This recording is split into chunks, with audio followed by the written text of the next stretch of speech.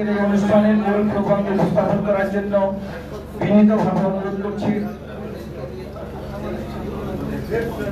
ছাত্রদল ঢাকা বিশ্ববিদ্যালয়ের সাবেক সভাপতি কনভেনর বিএনপির আন্তর্জাতিক বিষয়ক সম্পাদক ব্যারিস্টার নাসিরউদ্দিন আহমেদ অসীম অসীমকে মূল প্রবন্ধ উপস্থাপন করার জন্য বিশেষভাবে অনুরোধ করছি। আপনাদেরকে আমরা অনুরোধ করব মূল প্রবন্ধ উপস্থাপনের সময় আপনারা দয়া করে আপনাদের নীরবতা পালন করবেন, বিশেষভাবে অনুরোধ করছি।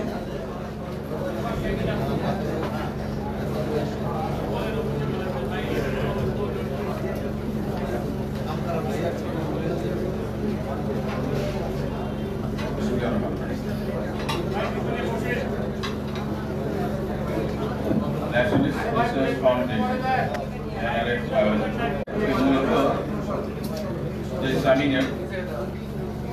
সেমিনারের মূল বিষয় ফ্যাসিবাদের মিথ্যা মামলায় 60 লাখ আসামি মুক্তি পদ্ধতি। এই সেমিনারে আজকে সম্মানিত সভাপতি শ্রদ্ধাভাজন সাংবাদিক জাতীয় প্রেস ক্লাবের সাবেক সেক্রেটারি বহুল প্রতিষ্ঠিত জাতীয় দৈনিক আমার দেশের আমাদের মাঝে উপস্থিত রয়েছেন আজকের অনুষ্ঠানের প্রধান অতিথি। আমরা যাদের নিয়ে কথা বলছি, যাদের উদ্দেশ্যে কথা বলছি, তাদের মুক্তির পথ কতটুকু ওনার কাছে প্রশ্ন রাখতে চাই। যিনি আজকে আমাদের প্রধান অতিথি হিসেবে উপস্থিত হয়েছেন বাংলাদেশ জাতীয়তাবাদী দলের সিনিয়র যুগ্ম মহাসচিব, রাজশাহী বিশ্ববিদ্যালয় কেন্দ্রীয় ছাত্র সংসদ সাবেক ভিপি, ছাত্র দলের সাবেক সভাপতি, তারা নির্যাতিত নেতা জননেতা যারা রিজভী আহমেদ। প্রধান বক্তা হিসেবে উপস্থিত আছেন বিশিষ্ট শিক্ষাবিদ, আমার ঢাকা বিশ্ববিদ্যালয়ের এক সময়কার সতীর্থ বন্ধু, জাতীয় বিশ্ববিদ্যালয়ের মাননীয় উপাচার্য ডক্টর প্রফেসর আমানুল্লাহ। উপস্থিত আছেন আমার আরেকজন বন্ধু, বাংলাদেশ জাতীয়তাবাদী দলের সম্পাদক মন্ডলীর সদস্য, ছাত্র দলের সাবেক সভাপতি আজিজুল বাড়ি জেলা। আমাদের মাঝে উপস্থিত আছেন অত্যন্ত স্নেহ করি, অনেক দক্ষ একজন একাডেমিক, যিনি কেমব্রিজ বিশ্ববিদ্যালয় থেকে লেখাপড়া শেষ করে দেশের টানে মাটির টানে দেশ সেবার জন্য জনাব তারেক রহমানের হাত শক্তিশালী করার জন্য, বাংলাদেশ জাতীয়তাবাদী দলের হাত শক্তিশালী করার জন্য তথা বাংলাদেশি জাতীয়তাবাদের যে ঝান্ডা তার পতাকা তোলে সমবেত হয়েছেন ডক্টর মাহাদি আমিন, বিএনপির ভারপ্রাপ্ত ভাইস চেয়ারম্যান জনাব সিনিয়র ভাইস চেয়ারম্যান, বিএনপির ভারপ্রাপ্ত চেয়ারম্যান জনাব তারেক রহমান সাহেবের উপদেষ্টা ডক্টর মাহাদি আমিন। উপস্থিত আছেন আমার ছোট সুপ্রিম কোর্টের অ্যাডভোকেট, বিএনপি মিডিয়া সেলের অন্যতম সদস্য, ফরেন অ্যাফেয়ার্স কমিটির সদস্য অ্যাডভোকেট ফারজানা শামীম পুতুল সহ শাহিন ভাই আছেন, সহদপ্তর সম্পাদক বাংলাদেশ জাতীয়তাবাদী দল ঢাকা কলেজের বড় ভাই। উপস্থিত সাংবাদিক ভাইয়েরা এবং যারা শুনছেন, আপনাদের উদ্দেশ্যে আমরা যে কথাটা নিয়ে আজকে এখানে উপস্থিত হয়েছি, আমাদের এই বক্তব্যটা কিন্তু বাংলাদেশ জাতীয়তাবাদী দলের উদ্দেশ্যে। আমাদের প্রশ্নটা আমাদের মাননীয় প্রধান অতিথি জননেতা জনাব রিজভী আহমেদ সাহেবের কাছে। আপনারা জানেন যে স্বৈরাচার বিরোধী আন্দোলন করতে গিয়ে ফ্যাসিস্ট সরকারের যাতাকলে নিপীড়িত, নির্যাতিত, নিষ্পেষিত হয়েছেন, শোষিত হয়েছেন বাংলাদেশ জাতীয়তাবাদী দলের সহ বিভিন্ন রাজনৈতিক দলের গণতান্ত্রিক অভিযাত্রা যারা ছিলেন, যুগপৎ আন্দোলনে যারা ছিলেন, অনেক নেতাকর্মীর খুন হয়েছেন, গুম হয়েছেন, মামলার আসামি হয়ে মানবেতর জীবনযাপন করেছেন। আমরা তাদের, যারা আমাদের ছেড়ে চলে গেছেন, তাদের আত্মার মাগফিরাত কামনা করছি। কিন্তু যারা আছেন মামলার বোঝা কাঁধে নিয়ে এখনো আসামি হিসেবে, আমাদের এখানে আছেন অনেক, সমগ্র বাংলাদেশে আছে। আমরা তাদের মামলার বিষয়গুলো নিয়ে আমরা কথা বলতে চাই। অনেকের মামলা প্রত্যাহার হয়েছে। আমাদের সঙ্গে যুগপৎ আন্দোলনে ছিলেন এ ধরনের রাজনৈতিক দলের নেতাদের দেখা গেল যে সমস্ত মামলাগুলো আপনার প্রত্যাহার করে নেওয়া হয়েছে এবং এই অন্তর্বর্তীকালীন সরকার মামলা প্রত্যাহার করার কমিটমেন্ট নিয়েছে। আমরা শুধু যদি একটু দেখি আজকে আমাদের যে সেমিনারের মূল প্রবন্ধের মোড়কটাই দেখুন। আমি আমার বক্তব্য দেবার মতো কিছু নেই, আমি শুরু করছি। আমরা যে প্রবন্ধটা তৈরি করেছেন ন্যাশনালিস্ট রিসার্চ ফাউন্ডেশন আমাকে এই সুযোগটা দিয়েছেন, সেই জন্য আমি তাদেরকে আন্তরিক ধন্যবাদ এবং কৃতজ্ঞতা জানাই। আমি নিজেও এক সময় ন্যাশনালিস্ট রিসার্চ ফাউন্ডেশনের আমি প্রতিষ্ঠাতা সভাপতি ছিলাম। পেশাগত ব্যস্ততার কারণে সবার পক্ষে সব কাজ সম্ভব হয় না। সেই দায়িত্বটা নিয়েছেন আফজাল ভাই, সেই দায়িত্বটা নিয়েছেন ফরিদ। আমি এই সংগঠনের যারা এর সঙ্গে জড়িত আছেন তাদেরকে বলবো, দেশের জন্য, বাংলাদেশের জনগণের জন্য, আইনের শাসনের জন্য, সুশাসনের জন্য আপনারা লড়াই করে যাবেন। যেই সরকারই আসুক না কেন, যারাই থাকুন না কেন, রাষ্ট্র পরিচালনার ভার যাদের উপরে করুক না কেন, আপনারা ভ্যানগার্ড হিসেবে সবসময় জনগণের পাশে থাকবেন। এটা আমার সবসময় প্রত্যাশা থাকে। আমি শুরু করছি। সম্পূর্ণ প্রবন্ধটি আমি পুরোটা পড়বো না, এটা বেশ সময় লেগে যাবে। বিসমিল্লাহির রহমানির রহিম। ন্যাশনালিস্ট রিসার্চ ফাউন্ডেশন এনআরএফ আয়োজিত আজকের সেমিনারে সম্মানিত সভাপতি বিশিষ্ট সাংবাদিক সৈয়দ আফজাল আহমদ, অনুষ্ঠানের প্রধান অতিথি বিএনপি সিনিয়র মহাসচিব স্বৈরশাসন ও ফ্যাসিবাদ বিরোধী আন্দোলনের লড়াকু রাজনীতিবিদ অ্যাডভোকেট রুহুল কবির রিজভী, বিজ্ঞ আলোচকবৃন্দ এবং সুধীমণ্ডলী, প্রিয় সাংবাদিক ভাইরা, আসসালামু আলাইকুম। প্রথমে আমি আজকে সেমিনারে ফ্যাসিবাদের মিথ্যা মামলার 60 লাখ আসামি মুক্তির কতদূর শীর্ষক মূল প্রবন্ধ উপস্থাপনে আমাকে সুযোগ দেওয়ার জন্য এনআরএফের প্রতি কৃতজ্ঞতা জানাচ্ছি। বিষয়টিকে সময় উপযোগী বলছি।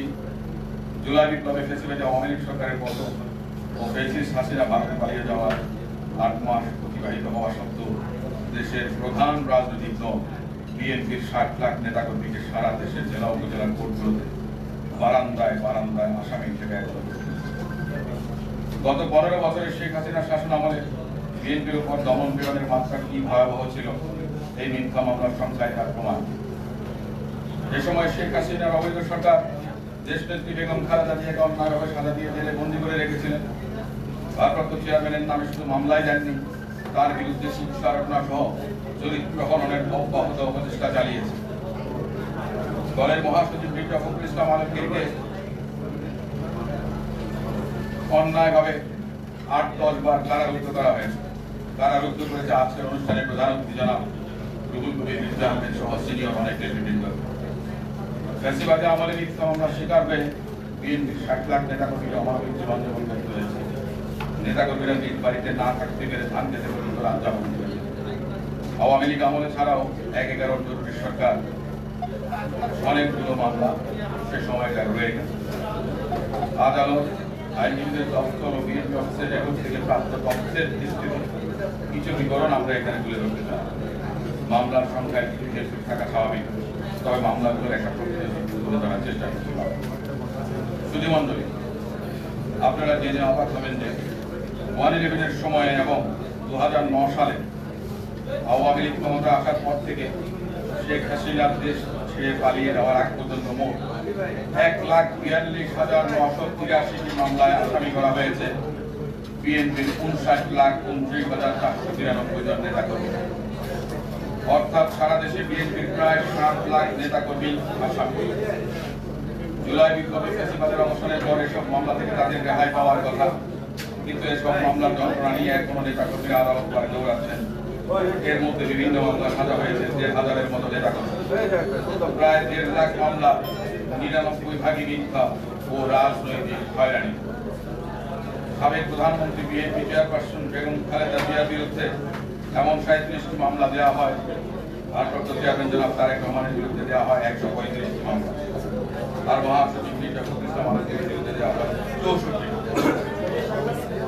বিএনপি দপ্তরে রাখা তথ্য অনুযায়ী বিএনপি চেয়ারম্যান চেয়ারপারসন, বিএনপি ভারপ্রাপ্ত চেয়ারম্যান, মহাসচিব ছাড়াও অন্যান্য নেতাদের মধ্যে স্থায়ী কমিটির সদস্য ডক্টর খন্দকার মোশাররফ হোসেনের বিরুদ্ধে রয়েছে 7টি মামলা, ব্যারিস্টার জমিউদ্দিন সরকারের বিরুদ্ধে 4টি, লেফটেন্যান্ট জেনারেল মাহবুব রহমানের বিরুদ্ধে 3টি, ব্যারিস্টার রফিকুল ইসলাম মিয়ার 19টি, মির্জা আব্বাসের বিরুদ্ধে 48টি, বয়শ্বচন্দ্র রায়ের 32টি, ডক্টর আব্দুল মঈন খানের বিরুদ্ধে 1টি, নজরুল ইসলাম খানের বিরুদ্ধে 6টি, আমির খসরু মাহমুদ চৌধুরীর 6টি, সালাউদ্দিন আহমেদের 35টি এবং সেলিমা রহমানের 4টি ও ইকবাল হাসান মাহমুদুর বিরুদ্ধে 5টি মামলা দেওয়া হয়। মামলার যন্ত্রণা মাথায় নিয়ে মৃত্যুবরণ করেছেন স্থায়ী কমিটির সদস্য তরিকুল ইসলাম 50টি মামলা নিয়ে, এম কে আনোয়ার 19টি, ব্রিগেডিয়ার জেনারেল আসিম মোহান্নান শাহ 41টি ও ব্যারিস্টার মওদুদ আহমেদ 28টি, ভাইস চেয়ারম্যান শাহ মুআজ্জেম হোসেন 4টি ও সাদেক হোসেন খোকা 27টি মামলা। চেয়ারপারসনের উপদেষ্টা পরিষদের সদস্যদের মধ্যে আমানুল্লাহ আমানের বিরুদ্ধে 134, মিজানুর রহমান মিনু 18টি, জয়নাল আবদিন ফারুক 12টি, জয়নাল আবদিন থেকে জয়নাল 7টি, মনির হক চৌধুরী 3টি, হিলালুজ্জামান তালুকদার 14টি, হাবিবুর রহমান হাবিবের বিরুদ্ধে 15টি মামলা। সবচেয়ে বেশি মামলায় নির্যাতনের শিকার হয়েছেন বিএনপির যুগ্ম মহাসচিব হাবিবুল্লাহ নবী খান সোহেল, তার বিরুদ্ধে 451 মিথ্যা মামলা ও হয়রানিমূলক মামলা দেওয়া হয়। উনি 4টা সেঞ্চুরি করেছেন আওয়ামী লীগের 3 ইনিংস 2009 থেকে 2018 শেষ পর্যন্ত 2024 মামলা দেওয়া শুরু করেছেন, সেটা কিন্তু এখানে নাই।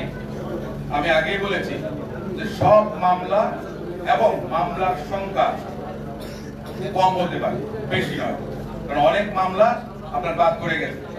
আমি এটা আগেও বলে দেখেছি, আমার নামটাও নাই, আমার বিরুদ্ধে 62টা মামলা। সম্ভবত 2009 সালে সর্বপ্রথম ফেব্রুয়ারি মাসে আমার বিরুদ্ধে মামলা দেওয়া হয় আপনার হিন্দুদের মন্দির ভাঙার দায়, যে সময় আমি ব্যাংককে চিকিৎসাধীন ছিলাম এবং আমার বিরুদ্ধে অভিযোগ ছিল বাংলাদেশের প্রধান বিচারপতির বাসভবনে বোমা নিক্ষেপ করেছি আমি। আমার হাত দুধের মতো লম্বা ছিল, ব্যাংককের হসপিটাল থেকে বাংলাদেশের প্রধান বিচারপতির বাড়ি পর্যন্ত বোমা মারার মতো সক্ষমতা আমার ছিল। এটা ছিল বাংলাদেশ আওয়ামী লীগের মামলা দেবার সংস্কৃতি। আরেকবার আমি যুক্তরাজ্যে ছিলাম, সেখানে আমাকে দেওয়া হয়েছে 1 নম্বর আসামি করে একটা হত্যা মামলা রাখা। এ ধরনের মামলা দেওয়া হয়েছে জনাব রিজভী আহমেদের বিরুদ্ধে। বাজে অফিসে ছিলেন বাংলাদেশ জাতীয়তাবাদী দলের মুখপাত্র, তিনি রিজভীকে বোমা ককটেল সহ এবং কিছু ভাঙা ভাঙা পিস্তল সহ রিজভীর বিরুদ্ধে মামলা দেওয়া হয়েছে। বিএনপির নেতা কর্মীদের বিরুদ্ধে এই ধরনের হয়রানিমূলক শত শত হাজার হাজার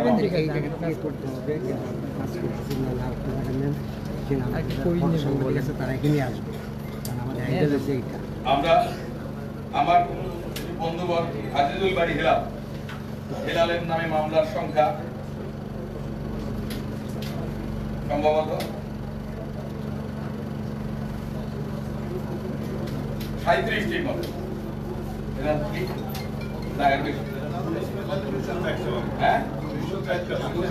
আচ্ছা, এই যে দেখেন, অনেক সময় দেখা গেছে যে অনেকগুলো আপনার হয়তো বা ভুল, নামের ভুলের কারণে হোক, যে কোনো কারণে হোক, এটা পরবর্তীতে কারেকশন করে দেওয়া হবে। 234টি না 204টা মামলা আজিজুল বাড়ি হেলালের বিরুদ্ধে। এই ধরনের মামলা নিত্যদিন তারা দিয়েছেন। একই ব্যক্তির বিরুদ্ধে ঢাকাতেও মামলা হয়েছে, চট্টগ্রামেও মামলা হয়েছে, রাজশাহীতেও মামলা হয়েছে, খুলনাতেও মামলা হয়েছে। একই দিন একই সময়ে এ ধরনের আজগুলি মামলার সংস্কৃতি চালু হয়েছিল এই দেশে। মিথ্যা মামলা মাথায় নিয়ে বাংলাদেশ জাতীয়তাবাদী দলের নেতাকর্মীরা এক জেলা থেকে আরেক জেলায় ছিলেন। আমরা ঢাকা শহরে দেখেছি কেউ উবার চালিয়েছেন, কেউ রিক্সা চালিয়েছেন, কেউ ধান খেতে ঘুমিয়েছেন, কেউ অন্যান্য জায়গায় বাসা ভাড়া নিয়েছে থেকেছিলেন। বাসা ভাড়া দিতে না পেরে আপনার ফুটপাতে পর্যন্ত ঘুমিয়েছেন। আমরা প্রশ্নটা রাখতে চাই, বাংলাদেশ, আমি সংক্ষেপ করে বলছি, এখানের মধ্যে অনেক রেকর্ড আছে, এই সমস্ত এতগুলো আমরা বলবো না। আমি আমার মূল যে বিষয়টি, যে আমাদের চাওয়া বা পাওয়া, বাংলাদেশ জাতীয়তাবাদী দলের নেতা কর্মীদের পক্ষ থেকে আমরা বাংলাদেশ জাতীয়তাবাদী দলের কাছে আমরা প্রশ্ন রাখতে চাই, আপনারা কতটুকু করেছেন। আমরা বলতে চাই যে আপনারা অবিলম্বে কমিটি করে বাংলাদেশ জাতীয়তাবাদী দলের নেতা কর্মীদের বিরুদ্ধে যে সমস্ত রাজনৈতিক মামলাগুলো আছে সেই সমস্ত মামলাগুলো অবিলম্বে প্রত্যাহারের জন্য এই অন্তর্বর্তী সরকারের উপরে চাপ প্রয়োগ করবেন। আপনারা তাদের কাছে এই দাবি দেওয়া উত্থাপন করবেন। আমরা আমাদের এই সেমিনার থেকে এই হয়রানি মামলাগুলো নির্যাতনমূলক যে সমস্ত বিপুল সংখ্যক নেতাকর্মীকে মুক্ত করার দল হিসেবে বিএনপির গুরুত্বপূর্ণ দায়িত্ব হওয়া উচিত। আমরা খোঁজ নিয়ে জেনেছি জুলাই অভ্যুত্থানের পরপরই আমি আগেই বলেছি যে সহযোগী একটি রাজনৈতিক দল তাদের নেতাকর্মীদেরকে মামলা থেকে মুক্ত করার জন্য পদক্ষেপ নেন। তারা এই জন্য বিশেষ কমিটি করে দিয়ে দলের সর্বোচ্চ পর্যায়ের আইনজীবী ও কেন্দ্রীয় নেতৃত্বদেরকে দিয়ে জেলে তাদের এখন একজন মাত্র নেতা রয়েছে। খুব অল্প ছাড়া প্রায় সব মামলাও তাদের শেষ। কিন্তু আমরা আজকের এই সেমিনার থেকে প্রস্তাব করতে চাই বিএনপি দলীয় সিদ্ধান্ত নিয়ে এ ব্যাপারে কমিটি গঠন করে সুনির্দিষ্ট সময়ের মধ্যে এই বিপুল সংখ্যক নেতা কর্মীকে মুক্তির ব্যবস্থা করবে। সরকারের যে সেল কাজ করছে সেখানেও কাজ চলছে ধীরগতিতে। তাছাড়া বিএনপিও সেই সেলের সঙ্গে সমন্বয় করছেন না। আমরা আশা করব এ ব্যাপারে বিএনপির পক্ষ থেকে তড়িৎ ব্যবস্থা গ্রহণ করা হবে। আমি আমার বক্তব্য এই প্রবন্ধ পাঠ শেষ। আমার নিজের কোনো বক্তব্য নেই। আমাদের মাননীয় প্রধান অতিথি আছেন, প্রধান বক্তব্য আছেন, তাদের বক্তব্য শোনার জন্য আপনাদেরকে অনুরোধ জানাচ্ছি। আপনারা যারা এখানে উপস্থিত হয়েছেন আজকে আপনাদের সকলকে আন্তরিক ধন্যবাদ এবং কৃতজ্ঞতা জানিয়ে শেষ করছি। আল্লাহ হাফেজ।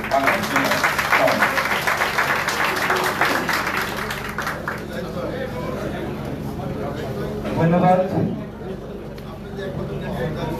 ব্যারিস্টার নাসিরউদ্দিন আহমেদ অসীম ভাইকে। এই পর্যায়ে আপনাদেরকে একটা বিশেষভাবে অনুরোধ করে কথা বন্ধ করতে হবে। হল ছোট, মানুষ বেশি, একটু কথা বললে আপনারা কথা বললে কিন্তু বক্তার কনসেন্ট্রেট হারিয়ে যায়। আপনাদেরকে বিনীতভাবে অনুরোধ করবো দয়া করে কথা বন্ধ করতে হবে। আমাদের আজকের অনুষ্ঠানের প্রধান বক্তা যিনি একটি রাষ্ট্রীয় কাজে জরুরিভাবে তাকে যেতে হবে, সেজন্য আমরা স্যারকে অনুরোধ করছি আজকের এই অনুষ্ঠানের প্রধান বক্তা হিসাবে তার বক্তব্য উপস্থাপন করবেন professor doctor S M Amanullah, জাতীয় বিশ্ববিদ্যালয়ের মাননীয় উপাচার্য। Professor S M Amanullah sir এখন বক্তব্য উপস্থাপন করবেন। আজকের অনুষ্ঠানের সম্মানিত সভাপতি সৈয়দ আফজাল আহমেদ, আমার খুবই প্রিয় মানুষ। আজকের অনুষ্ঠানের প্রধান অতিথি অ্যাডভোকেট রুহুল কবির রিজভী, যুগ্ম মহাসচিব বিএনপি। গত 40 বছর ধরে যার কোনো পরিবর্তন দেখি না, সেটা শারীরিক হোক আর অর্থনৈতিক হোক। আমার বন্ধু ব্যারিস্টার অসীম হেলাল, আমাদের খুবই প্রিয় অ্যাডভোকেট পুতুল, শাহিদ মাহাদি, সাংবাদিক ভাই ও বোনেরা এবং বিএনপির বিভিন্ন স্তরের নেতাকর্মীবৃন্দ, আসসালামু আলাইকুম এবং শুভ সকাল। যদিও প্রধান আলোচক হিসেবে আমার নাম বলা হয়েছে, কিন্তু প্রধান আলোচক হিসেবে যে বক্তৃতা দেওয়ার কথা ছিল তার জন্য অনেকগুলো লিস্ট আমার হাতে ধরিয়ে দেওয়া হয়েছে। আমি সেই লিস্ট অনুযায়ী না গিয়ে আমি সংক্ষেপে কয়েকটা কথা আপনাদের সামনে বলতে চাই সেই লিস্টের বাইরে গিয়ে। সেটা আশা করি আপনারা সহজ ভাষায় বলার চেষ্টা করব এবং এত শব্দ যদি আসে তাহলে তো বোঝা যাবে না। এটা তো একটা একাডেমিক এক্সারসাইজ। আপনারা, আমি যে কথাটা বলতে চাই, গত 15-16 বছরে আধুনিক রাষ্ট্র হিসাবে বাংলাদেশের যে রাষ্ট্র ব্যবস্থা সেটাকে ধ্বংস করে দেওয়া হয়েছে। আধুনিক রাষ্ট্র কাঠামোর যে ব্যবস্থা সেটাকে ধ্বংস করে দেওয়া হয়েছে এবং সেটা খুব প্ল্যান করে সেই ধ্বংসের কাজটা করা হয়েছে। আপনারা ভাববেন না সেটা কোনো প্ল্যান ছাড়াই সেটা করা হয়েছে। উদ্দেশ্য ছিল এই দেশকে একটা করদ রাজ্যে রূপান্তরিত করা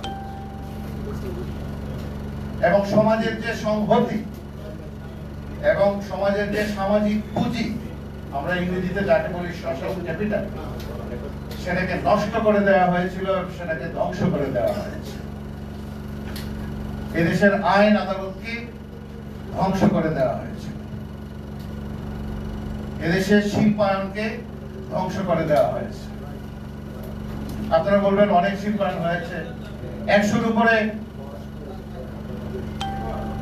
এক্সপোর্ট প্রসেসিং জোন কাজ শুরু করার চেষ্টা করেছে,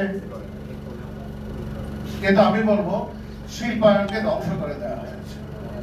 যে দেশে ফার্স্ট ইন্ডাস্ট্রিয়াল রিভলিউশনের কোনো খবর নাই, প্রথম শিল্প বিপ্লবের খবর নাই, সেই দেশে চতুর্থ শিল্প বিপ্লবের নামে যে সমস্ত কাজ করা হয়েছে তার যে খতিয়ান সেটা দিতে গেলে কয়েক ঘন্টা সময় লাগবে। আপনার শুধু এক কথায় বললাম, এদেশের শিল্পায়নকে নষ্ট করা হয়েছে, স্বাস্থ্য ব্যবস্থাকে ধ্বংস করা হয়েছে, সংবাদপত্র মিডিয়াকে উপহাসের পাত্র বানানো হয়েছে, সমাজকে আমরা মনে করি 50 বছর পিছিয়ে দেওয়া হয়েছে এবং দেশকে একটি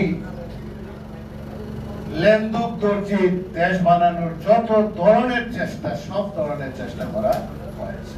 আমি যেহেতু শিক্ষা নিয়ে কাজ করি, আমি শুধু বলবো বাংলাদেশের শিক্ষা ব্যবস্থাকে সম্পূর্ণ ধ্বংস করে দেওয়া হয়েছে। কিভাবে শিক্ষা ব্যবস্থাকে ধ্বংস করা হয়েছে তার ইতিহাস এবং খতিয়ান যদি আপনাদেরকে তুলে ধরতে চাই, সেখানেও আপনার বহু সময় লাগবে। একটা উদাহরণ হিসেবে বলি, ঢাকা বিশ্ববিদ্যালয়ে গত 15-16 বছরে 1000-এর মতো শিক্ষক নিয়োগ দেওয়া হয়েছে।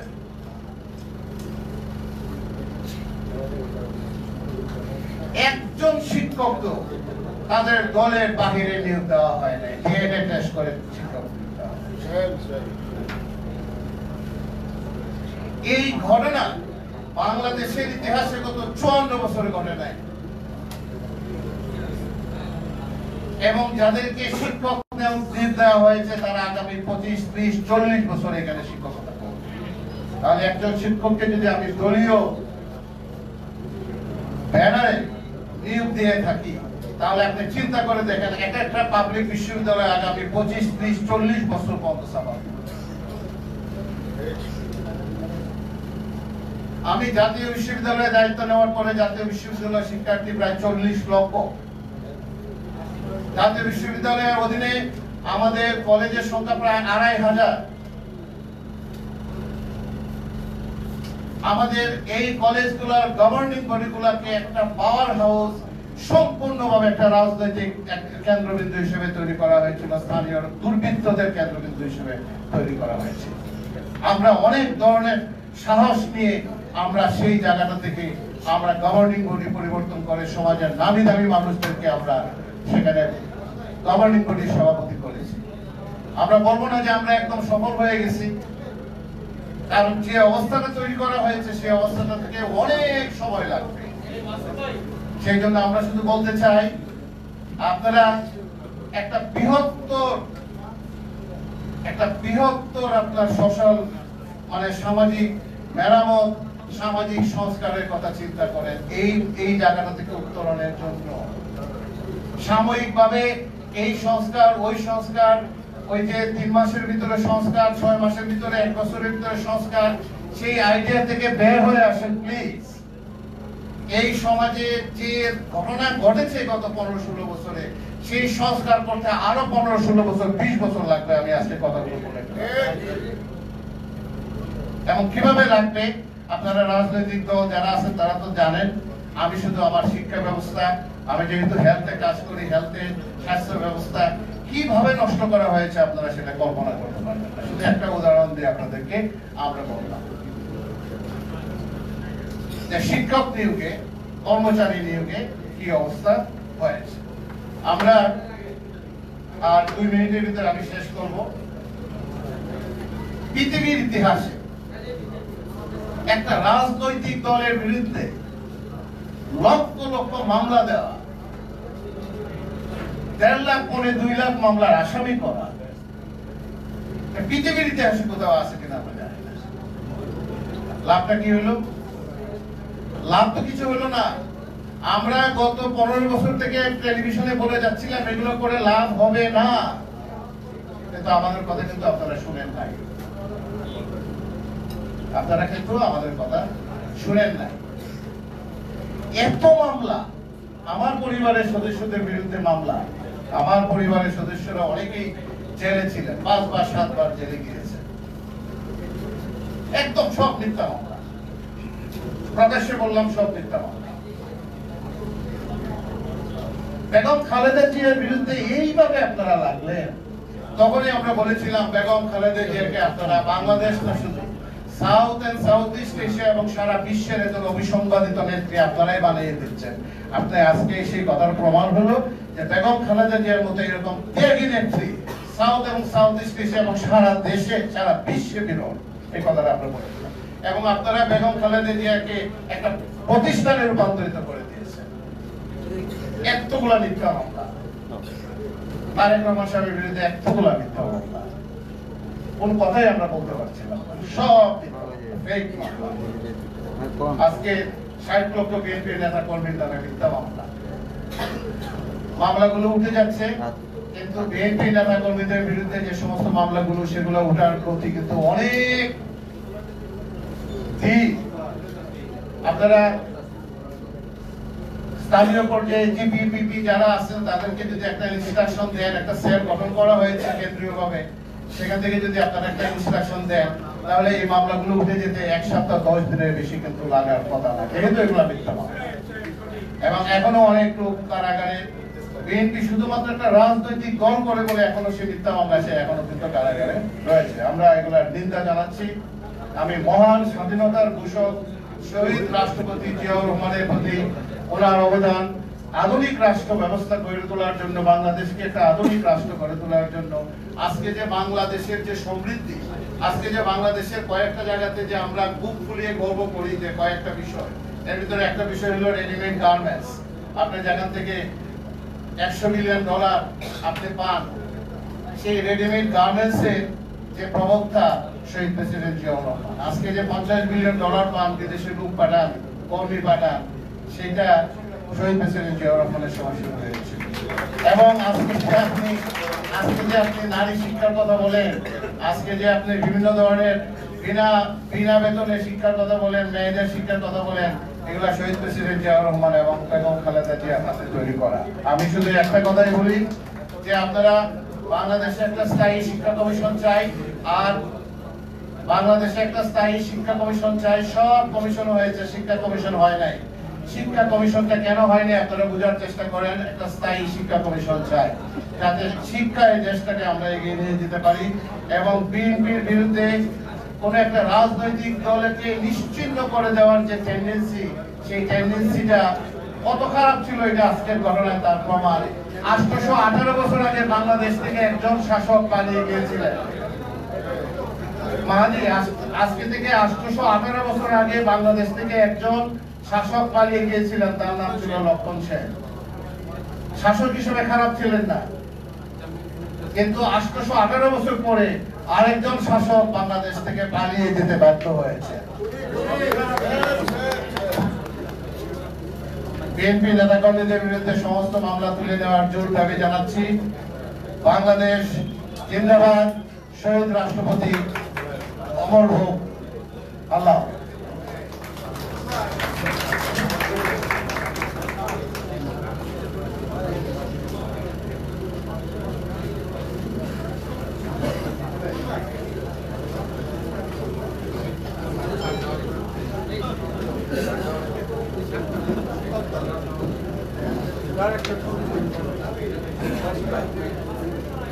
মন্ডলী, আজকের অনুষ্ঠানের প্রধান বক্তা professor doctor S M Amanullah স্যারকে অসংখ্য ধন্যবাদ মূল্যবান বক্তব্য প্রদানের জন্য। এবং আজকের এই অনুষ্ঠানে উপস্থিত হয়ে আমাদেরকে কৃতজ্ঞতা প্রকাশ করার জন্য আমরা আসলে স্যারকে আমাদের পক্ষ থেকে কৃতজ্ঞতা জানাচ্ছি স্যারকে। আজকের এই অনুষ্ঠানে উপস্থিত আমাদেরকে সম্মানিত করার জন্য।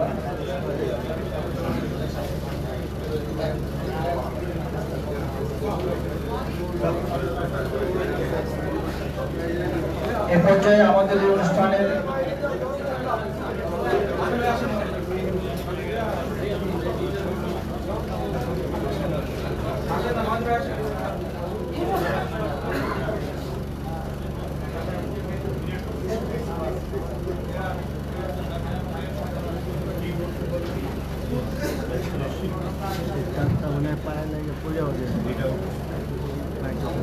এ পর্যায়ে আমাদের অনুষ্ঠানের বিশেষ অতিথি বক্তব্য উপস্থাপন করবেন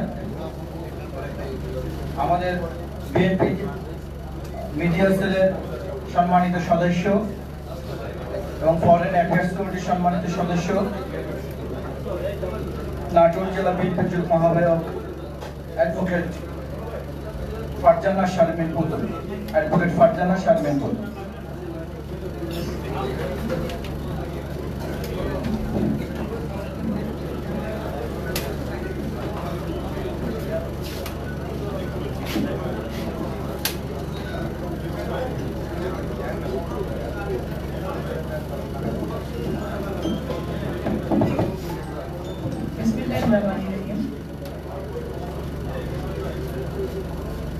আজকে এই ফেস্টিভ্যালের মিথ্যা মামলায় 7 লক্ষ আসামি পদক্ষেপ সেমিনারে মঞ্চে উপবিষ্ট আমার অত্যন্ত শ্রদ্ধেয় পিতৃ সমতুল্য বিএনপির সিনিয়র যুগ্ম মহাসচিব জনাব চাচা সহ আমি সবার নাম দিচ্ছি না, কারণ এমনিতে দেরি হয়ে গেছে। অনেক বক্তা আছেন যারা অত্যন্ত চমৎকার বক্তব্য দেবেন। আমার প্রত্যেকে আমার অত্যন্ত বয়োজ্যেষ্ঠ শ্রদ্ধেয় সিনিয়র নেতৃবৃন্দ এবং আমার সামনে যারা আছে একটু পেছনে যদি কথা বন্ধ না করা যায় তাহলে আসলে আমাদের কথা বলে লাভ নেই। একটু সবাই চুপ করতে হবে, তাহলে আমরা একটু কথা বললে আমরা অ্যাটেনশনটা পাবো, আপনারা শুনতে পাবেন ভালো করে। আমার সামনে উপবিষ্ট যারা আছে তাদেরকে আমি জানাচ্ছি আসসালামু আলাইকুম। এবং আজকে এই ধরনের একটি সেমিনার আয়োজন করার জন্য সেমিনারের যারা আয়োজক আছেন এনআরএফ এই সংগঠনটিকে আমি আন্তরিকভাবে ধন্যবাদ জানাচ্ছি। অত্যন্ত চমৎকার সুবর্ণযোগী সেমিনার তারা আয়োজন করেছেন। আমার সাংবাদিক ভাইদেরকে বলবো আপনারা একটু যদি পয়েন্ট থাকেন তাহলে আমাদের কথা বলতে সুবিধা হবে। পেছনে যারা আছে প্রত্যেকে একটু বলছি, নাহলে অডিয়েন্স শুনতে পাবেন না। ধন্যবাদ সবাইকে।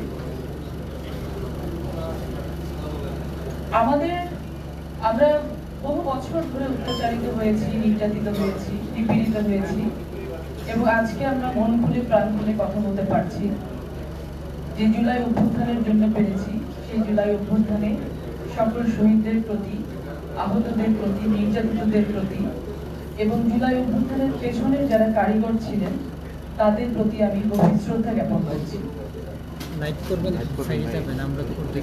7 লক্ষ নেতাকর্মীর নামে মামলা,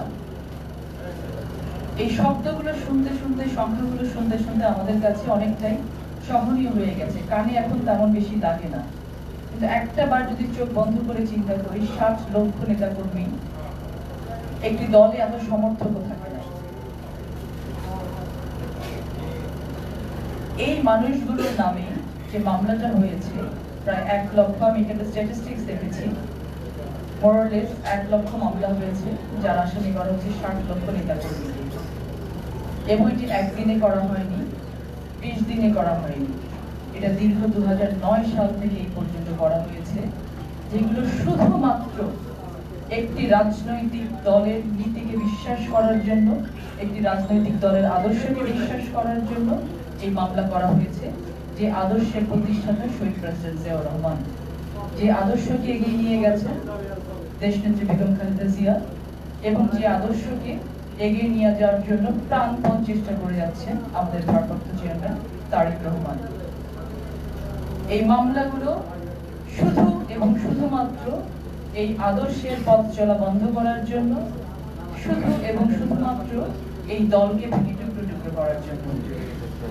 কিন্তু আজ পর্যন্ত বিএনপির একটি নেতাকে, একটি কর্মীকে, একটি সমর্থককে এই এত বড় মামলার বোঝা দিয়েও কি এখান থেকে নড়ানো গেছে?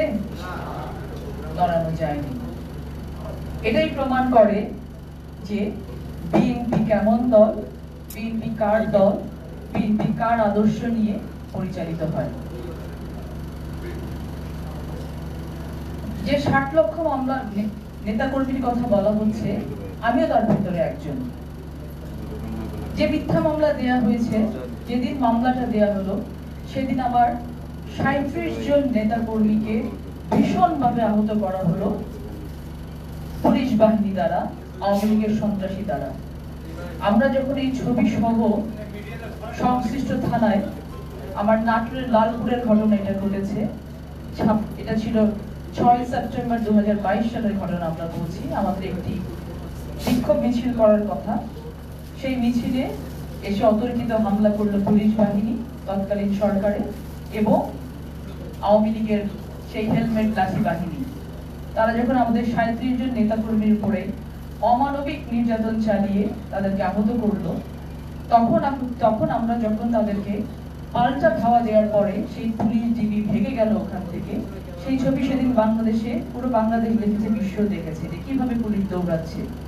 তখন কিন্তু এই 37 জন নেতাকর্মীর চিকিৎসার ব্যবস্থা কেউ করেনি, অথচ 1 নম্বর আসামি আমাকে দিয়ে মামলা করা হয়েছে।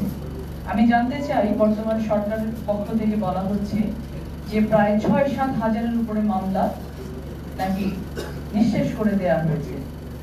কোথায় 1 লক্ষ মামলা, কোথায় 6-7 হাজার মামলা ধরে নিলাম হয়েছে, কিন্তু আমি আজ পর্যন্ত আমার বিএনপির একটা নেতাকর্মীর মুখে শুনি নাই যে আমার মামলাটা উইথড্র করা হয়েছে। আপনাদের এখানে কেউ আছেন যাদের মামলা উইথড্র করা হয়েছে?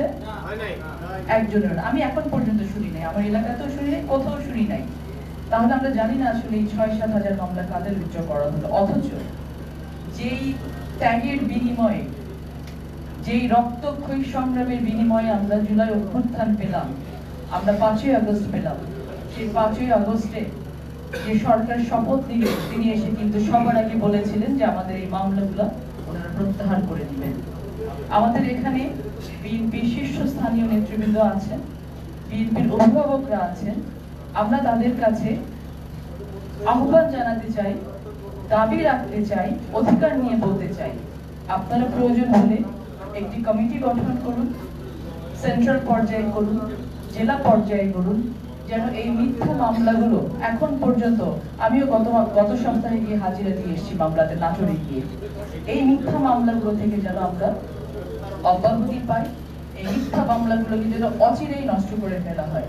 কারণ আমরা জানি যে ষড়যন্ত্রের বীজ যেটা বপিত হয়েছিল 2009 সালে, সেই বীজ থেকে চারা গাছ হয়ে গাছ হতে হতে 2025-এ এসে যেই গাছ আমরা মনে করছি কেটে ফেলেছি, এটা শেকড় কিন্তু বিভিন্ন জায়গায় এখনো আছে এবং তারা মাথা চারা দিয়ে উঠে কিন্তু এই ষড়যন্ত্র আবার নতুন করে করার চেষ্টা করছে। আমাদের এই 60 লক্ষ নেতাকর্মী নামের মামলা যদি অনতি বিলম্বে এখান থেকে শেষ না হয়, তাহলে কোনো না কোনো ভাবে এদেরকে আবার ভিক্টিমাইজড করা হবে, কোনো না কোনো ভাবে আবার দলকে ক্ষতিগ্রস্ত করার জন্য কিন্তু ষড়যন্ত্র সূচনা করা হবে, এটা আমরা মনে করছি। এই জন্য আমাদের ইমিডিয়েটলি ব্যবস্থা গ্রহণ করতে হবে। মনে রাখতে হবে যে বাংলাদেশে মুক্তির পথ কিন্তু এসেছে শহীদ প্রেসিডেন্ট জিয়াউর রহমানের হাত ধরে। যখন বাকশাল গঠন করা হলো, যখন 4টি সংবাদ মাধ্যম সব বন্ধ করে দেওয়া হলো, যখন একটি মাত্র দল রাখা হলো, তখন শহীদ প্রেসিডেন্ট জিয়াউর রহমান মুক্তির দূত হিসেবে বাংলাদেশে আবার বহুদলীয় গণতন্ত্র প্রতিষ্ঠা করেছিলেন। যখন 90 সালে স্বৈরশাসকের অত্যাচারে বাংলাদেশের মানুষ নিপীড়িত হলো, শহীদ প্রেসিডেন্ট জিয়াউর রহমানের সহধর্মী আমাদের দেশনেত্রী বেগম খালেদা জিয়ার হাত ধরে কিন্তু আবার সেই গণতন্ত্র পুনরুদ্ধার হয়েছে। এবং এখন 2024 সালে যে গণঅভ্যুত্থান হয়েছে, ছাত্র জনতা গুলির সামনে যখন বুক পেতে দিয়েছে, তখন কিন্তু একইভাবে পেছন থেকে এই গণঅভ্যুত্থানের শক্তি হিসেবে কাজ করেছে বাংলাদেশ জাতীয়তাবাদী দল। এই 15 বছরে যে শোষণ চলেছে তার একটি উদ্গীরণ ঘটেছে এই 5ই আগস্টে জুলাই অভ্যুত্থানের মাধ্যমে, যেখানে সম্মুখ সারিতে ছিল আমার ভাইরা, আমার বোনেরা, আমার সন্তানেরা, তারা বুকে খুলে দিয়েছে। আবার কিন্তু 2025 সাল থেকে আমরা সেই স্বপ্ন দেখতে পারি, শহীদ প্রেসিডেন্ট জিয়াউর রহমানের সন্তান, দেশনেত্রী বেগম খালেদা জিয়ার সন্তান বাংলাদেশের বর্তমান এবং ভবিষ্যৎ অভিভাবক আমাদের ভারপ্রাপ্ত চেয়ারম্যান জনাব তারেক রহমানের হাত ধরে কিন্তু আমরা আবার গণতন্ত্রের পথে হাঁটার স্বপ্নটুকু দেখছি। এবং কিছুক্ষণ আগে আমানুল্লাহ স্যার যেটা বলে গেছেন, প্রত্যেকটা সাংবিধানিক প্রতিষ্ঠানকে সিস্টেমেটিক্যালি ধ্বংস করা হয়েছে, ধ্বংস করা হয়েছে। আমাদের মনে করলে চলবে না সবাই আপনার জন্য স্টোরি দিতে হবে, এই জায়গাটা তো আমার ছাড়া হবে না। আমাদের আপনি এই জায়গাটা হবে না, এই জায়গাটা আমি ভাই এটা বুঝেন না, পুরো কাজ করে আমি করে যাবে দাঁড়ান না আজ লেখুন তো বাবা লেখা টাইম লাগবে না। আপনি যে রাতে কাজ করেন দেখে দাঁড়ান আগে না ঠিক রয়েছে আগে লাগবে মানুষ বুঝবেন না আগে লাগবে আরেকটা জায়গায় দেশে মারামারি করতেছে গণতন্ত্র পুনঃপ্রতিষ্ঠা করার এই যে সংগ্রাম, এই যে পথ চলা, এতে যেন আমরা সবাই একসাথে পথ চলতে পারি, সেই আহ্বান আমি আপনাদের কাছে রাখছি। আমি এখানে দাঁড়িয়ে থেকে মাইক্রোফোন হাতে নিয়ে রেজভিটার সামনে কথা বলছি, এটা আমার কাছে ধৃষ্টতা মনে হচ্ছে। আমি যদি অন্য আমার সৌভাগ্য এটা যে আমি বসে এখানে আমার অসীম ভাই আছেন, আমার হেলাল ভাই আছেন, আরো যারা আছেন প্রত্যেকের সামনে দাঁড়িয়ে আমি কথা বলতে পারছি। এই কথা বলতে পারার জন্য এই বাংলাদেশ আমাদের উপহার দিয়েছে ছাত্র জনতার অভ্যুত্থান। এই অভ্যুত্থানের ত্যাগ যেন আমরা কেউ ভুলে না যাই, আমরা যেন আমাদের দলের মান সম্মান, দলের ইমেজ রক্ষা করার জন্য নিজেরা এমন কোনো কিছু না করি যেটা আমাদেরকে ভবিষ্যতে প্রশ্নের সম্মুখীন করে। এবং আমাদের ভারপ্রাপ্ত চেয়ারম্যানের যে এত প্রচেষ্টা, সেটা কি কোনো ধরনের প্রশ্নের সম্মুখীন করে? আপনারা জানেন কিছু করার আগে তো বলছি আমি যে বাবা এখান থেকে আপনি একটু জায়গাটা চেঞ্জ করতে হবে, তার একজন একটু আপনি আমরাই পারি আগে বলছি না একটা ইউনিট হয়ে তার এই জনপ্রিয়তাকে আকাশচুম্বী করে নিয়ে যেতে। আমরা কি সবাই প্রস্তুত আছি এটা করার জন্য? সকলকে অসংখ্য ধন্যবাদ। বাংলাদেশ জাতীয়তাবাদী দল জিন্দাবাদ, দেশনেত্রী বেগম খালেদা জিয়া জিন্দাবাদ, দেশনায়ক জনাব তারেক রহমান জিন্দাবাদ, শহীদ প্রেসিডেন্ট জিয়াউর রহমান অমরক্ষম। আসসালামু আলাইকুম।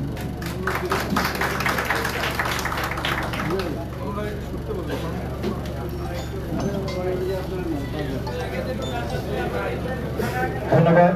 আজকের অনুষ্ঠানে বিশেষ অতিথি অ্যাডভোকেট ফারজানা শারমিন পুতুলাপাকে তার মূল্যবান বক্তব্য উপস্থাপনের জন্য।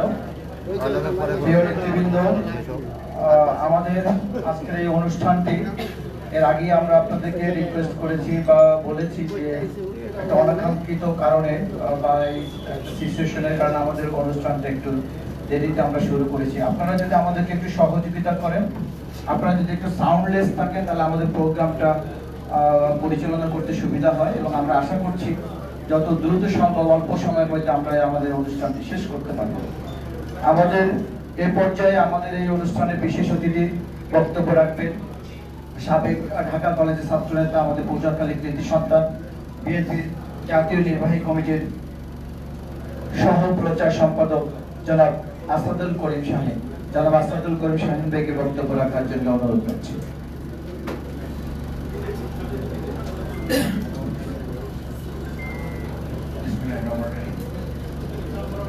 অনুষ্ঠানের সভাপতি বরেণ্য সাংবাদিক আব্দুল আহমেদ, অনুষ্ঠানের প্রধান অতিথি জননেতা অ্যাডভোকেট রুহুল কবির এবং মঞ্চে যারা আছেন তারা সবাই পরিচিত এবং তাদের নাম একাধিকবার বলা হয়েছে, সুতরাং আমি সময় নষ্ট করব না।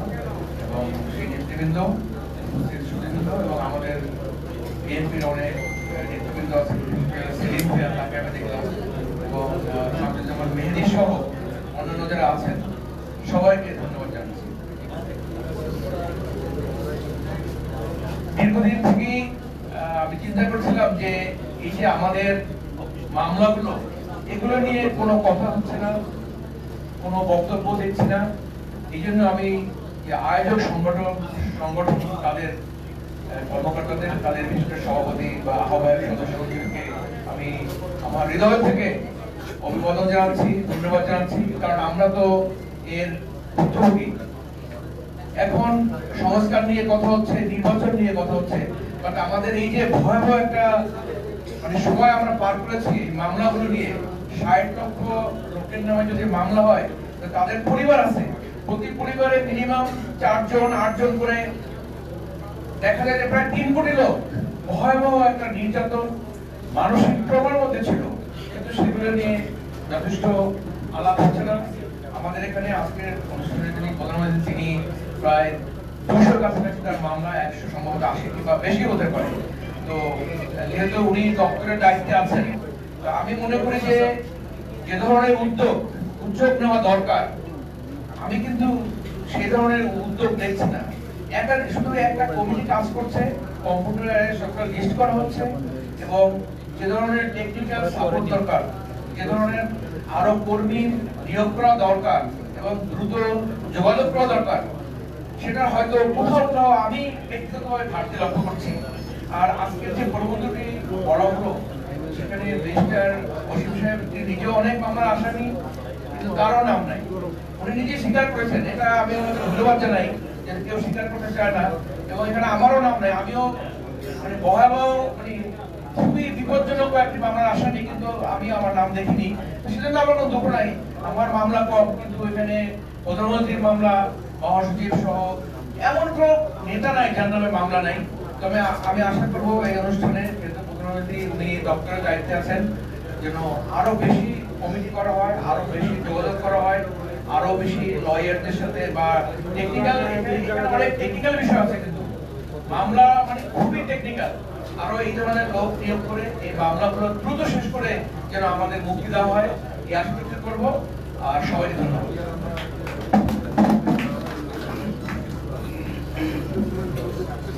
ধন্যবাদ আমাদের আজকের অনুষ্ঠানে বিশেষ অতিথি জনাব আসাদুল করিম শাহিন ভাইকে। আমাদের এই অনুষ্ঠানকে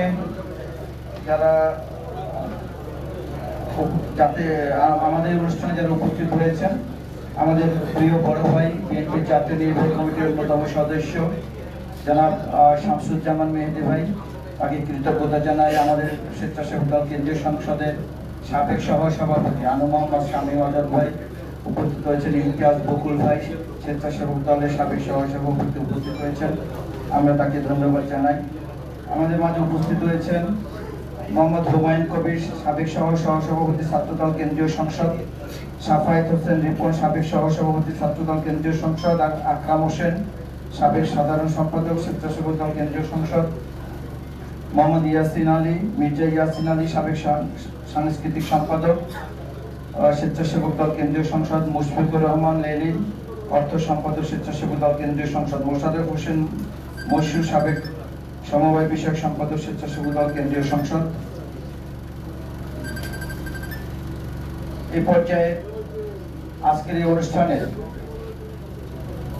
বিশেষ অতিথি বক্তব্য রাখবেন, যাকে আপনারা ইতিমধ্যে আপনাদের মাঝে একদম জনপ্রিয় বক্তা হিসাবে বিএনপির আমাদের নীতি নির্ধারণী পর্যায়ে বা সাধারণ নেতা কর্মীদের মাঝে অত্যন্ত তরুণ নেতৃত্ব হিসাবে প্রতিষ্ঠিত হয়েছেন। আমরা যাকে প্রচন্ড রকম ফিল করি, এবং আমি বিশেষ করে তার এত বেশি ভক্ত। আমার কোনো প্রোগ্রাম হলে বা আমাদের কোনো অনুষ্ঠান হলে, বিশেষ করে আমাদের সংগঠনের এমনই একজন প্রিয় মানুষ যে আমরা সবসময় চাই উনি যেন আমাদের পাশে একটু থাকেন, আমাদের মাঝে এসে একটু দুই একটা কথা বলেন, আমরা যেন কৃতার্থ হই আর কি।